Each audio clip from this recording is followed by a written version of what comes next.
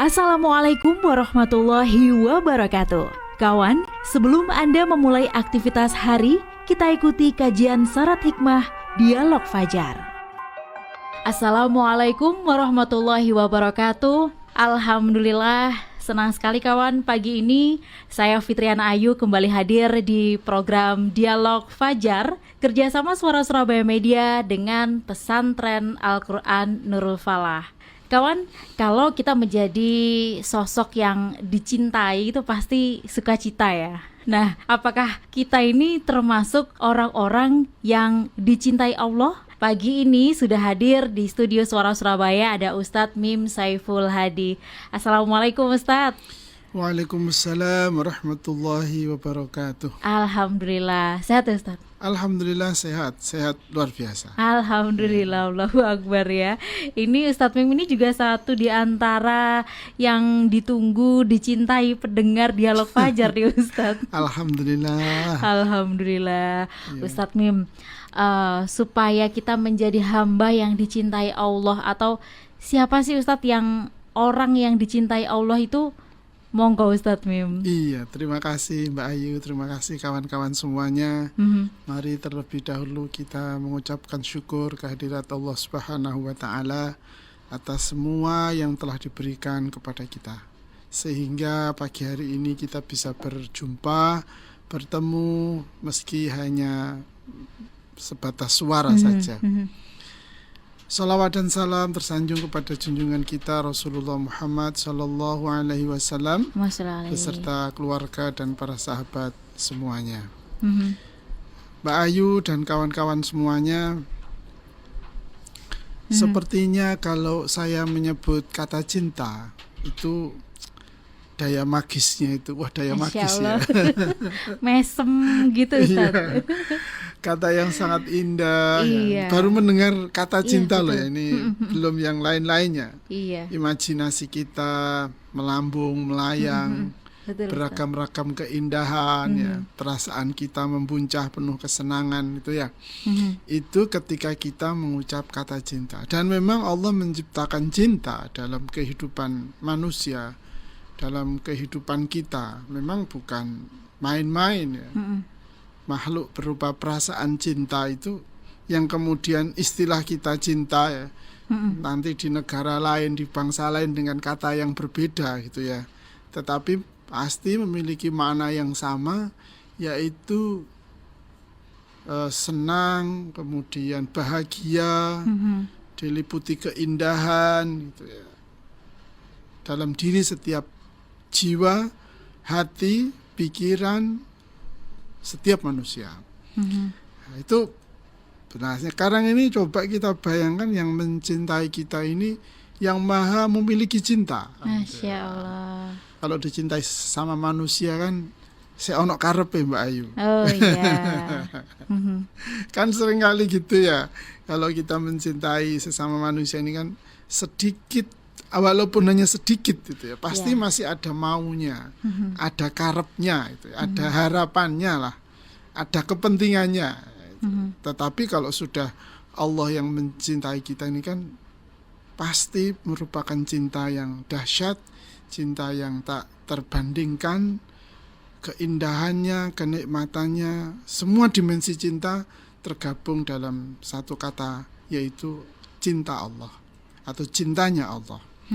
Nah, dalam sebuah makalah yang saya kutip dari kitab Nasihatul Ibad disebutkan sebagai berikut. Bismillahirrahmanirrahim.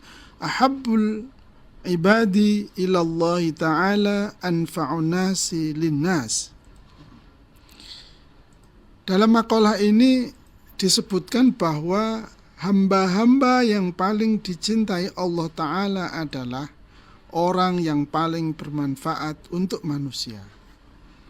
Loh, coba Mbak, ini apa namanya, ahabba itu kan istilahnya paling ya, paling gitu, kata atau kalimat dalam bahasa Arab. Kalau bentuknya ahabba itu ya, akbar itu kan paling besar, ahabba berarti ya paling dicintai. Itu bukannya orang-orang yang bagaimana ya istilahnya, nggedu ya, wong Jawa ngarani nggedu. Nggedu nang masjid tok misalnya gitu. Nggedu nang ngaji tok, itu ndak gitu. Dalam makalah ini disebutkan dengan sangat jelas, yaitu orang yang paling banyak memberi manfaat bagi sesama manusia. Masya Allah. Ya. Maka kalau kita nanti meneliti banyak perintah sholat di dalam Al-Quran, itu perintah sholat itu sambungannya itu perintah menunaikan zakat. Nah gitu maksudnya. Jadi sholat-sholat kita, ibadah-ibadah mahdhah kita ini tidak boleh berhenti hanya untuk kepuasan, kenikmatan, keuntungan diri sendiri. Karena itu nanti tidak akan menyampaikan itu, atau tidak akan sampai pada suatu keadaan di mana Allah sangat mencintai kita.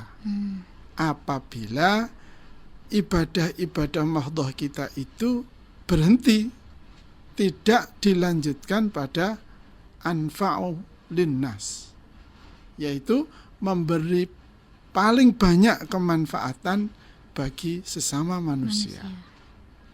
Jadi kalau misalnya kita sudah rajin sholat, ya nuwun sewu Mbak Ayu, omongane atos pedes, ya toh, wis gak cuma apa jenenge nusuk, tapi nunjuk gitu ya. Aduh. Ini tidak berarti. Terhadap apa? Jatuhnya, turunnya cintanya Allah kepada orang tersebut. Atau wis regep salat tapi mlebu omah, tutup pager, tutup lawang omah, rapet jeleb. Wis gak krungu lor, gak krungu kidul, gak karo tangga, gak karo dulur, ndak bisa.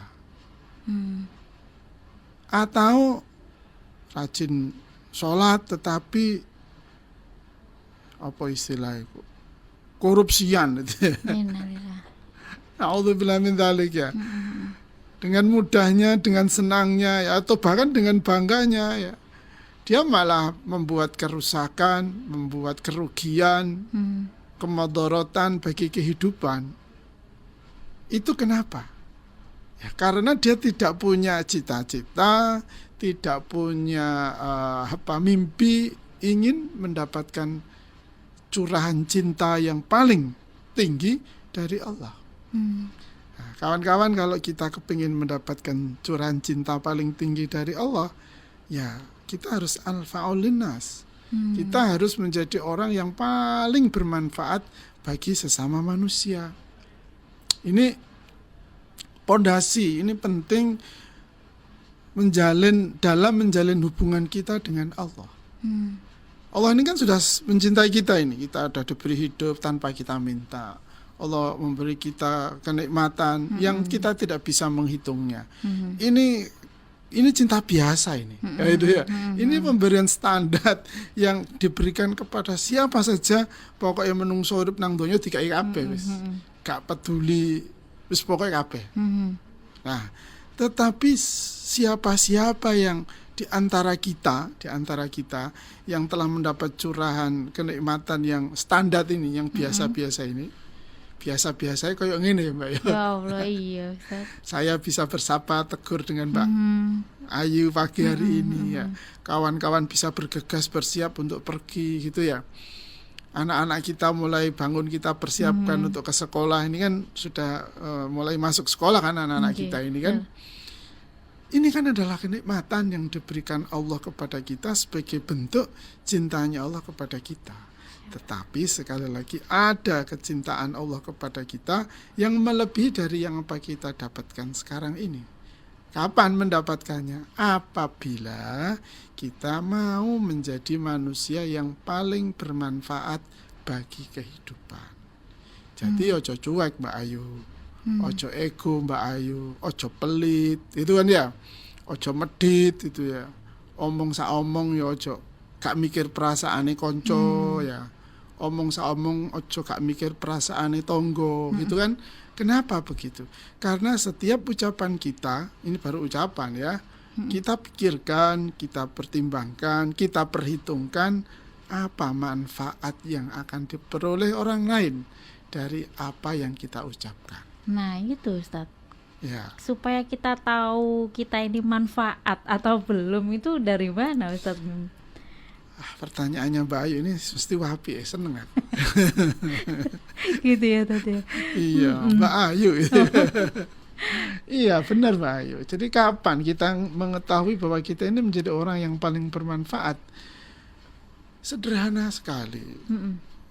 Tidak ada yang sulit dalam hidup kita ini. Sungguh. Saya menganggap, saya merasa, dan pokoknya kita ini beriman kepada Allah ya, menuju hanya ridhonya Allah, maka sungguh kehidupan ini tidak ada yang sulit. Nah, aku ki wong melarat loh Ustaz, misalnya gitu loh ya. Usahaku yo gak tahu lancar, misalnya ngono loh Mbak Ayu ya. Aku profesi ini misalkan ini ojol ya, ojek online, baik yang kendaraan roda 2 maupun roda 4, ya sepi order. Nah, itu misalnya ngono Mbak ya. Kapan saya bisa memberi manfaat pada orang? Oh, banyak sekali. Banyak sekali dan mudah sekali. Pagi hari ketika kita keluar dari rumah, kita kan pasti ketemu dengan orang. Pasti ya. Lah, coba apa yang kita lakukan ketika kita bertemu dengan orang itu? Entah bertegur sapa atau sekedar kita yang melihat ya. Kalau kita melewatkan begitu saja, ya berarti kita tidak memberi manfaat kepada orang itu.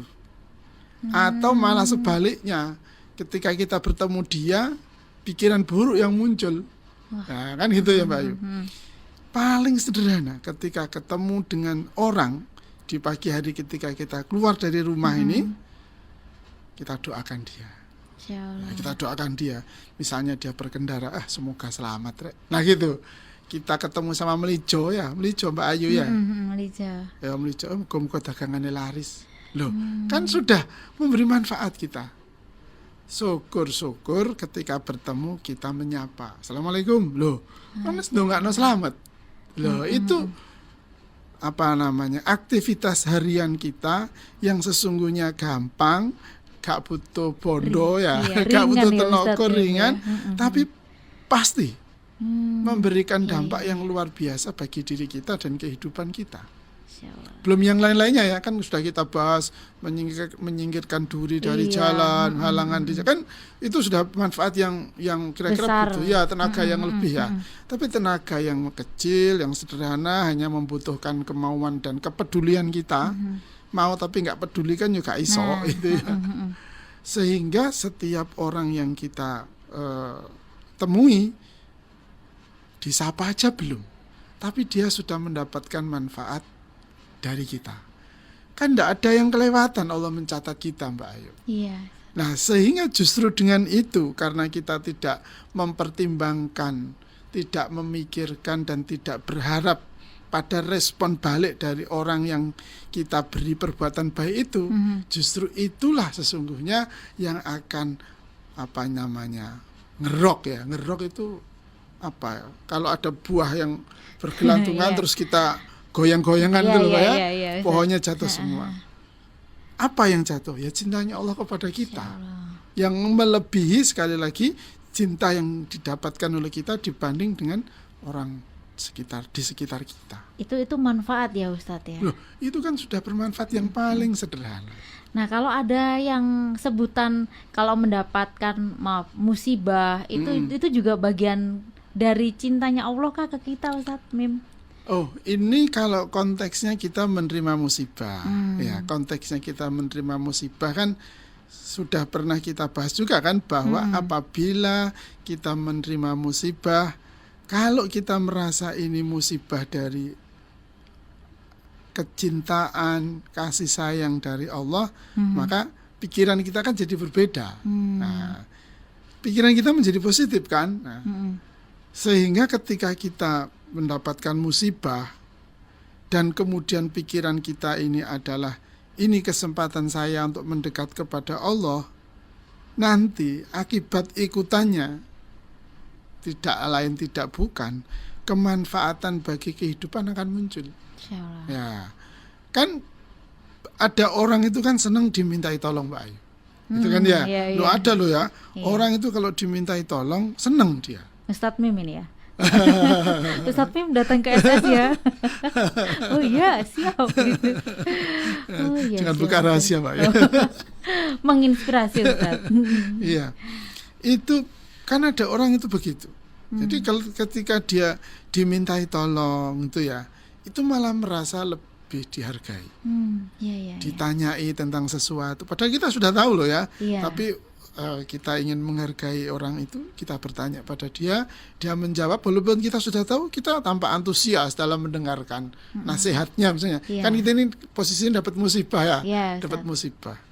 Kita minta nasihat, itu kan memberi manfaat. Akhirnya kan dia cerita ke orang lain, aku wingi ku ngkei nasihat neng Mbak Ayu misalnya gitu.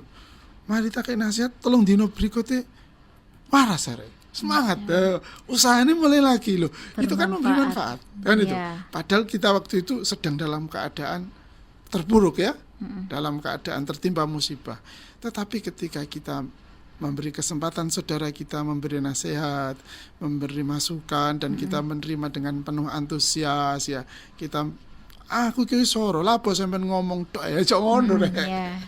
Kan beda lagi. Berarti musibah yang dia dapatkan, musibah yang dia terima, musibah yang sedang menimpa dirinya tidak memberi akibat atau dampak turunnya kecintaan Allah kepada dirinya. Kenapa? Karena dia menganggap, dia merasa bahwa ya sudah. Ya sudah. Nah, ya sudah itu begitu dia bilang sudah itu ya sudah, berarti kan tidak ada lanjutannya. Tetapi kalau dia mengubah bahwa setiap hal yang menimpa dirinya susah atau senang, akan dikemanakan susah senang ini, cukup berhenti pada dirinya sendiri atau menurunkan kecintaan Allah kepada dirinya, wah, kita lakukan sesuatu yang membuat cintanya Allah yang terbaik turun kepada kita. Apa itu? Memberi manfaat bagi kehidupan orang lain. Atau aku sengsara rek, aku gagal. Kono ojo niru kegagalanku ya. Lo kan berarti manfaat itu. Sehingga kegagalan itu diketahui oleh orang lain dan orang lain tidak mengikuti jalan yang sama. Wah, semoga yang pendek ini waktunya udah habis nih kayaknya. Iya.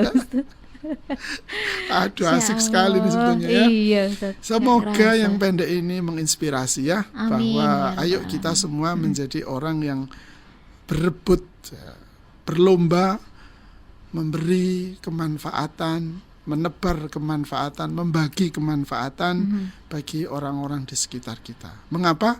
Karena dengan begitu Allah akan membalas kita dengan kecintaannya yang terbaik untuk kita.